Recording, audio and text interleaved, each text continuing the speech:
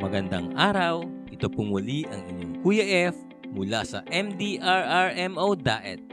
Halina't alamin ang mga bagay na dapat malaman tuwing lindol. Ano nga ba ang lindol?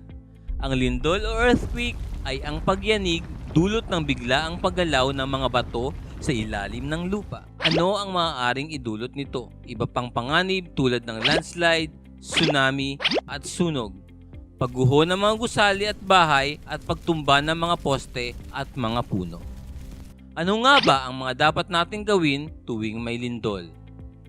Una, kapag nasa loob ng gusali, manatiling mahinahon at mag-duck, cover and hold. Pangalawa, umiwas sa mga bintanang salamin, mga aparador at mabibigat na gamit na maaaring mahulog.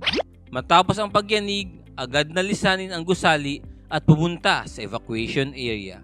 Lumayo sa mga gusali, puno, poste at mga lugar na may panganib ng pagguho ng lupa. Kapag nagmamaneho, itabi at ihinto ang sasakyan at lumabas.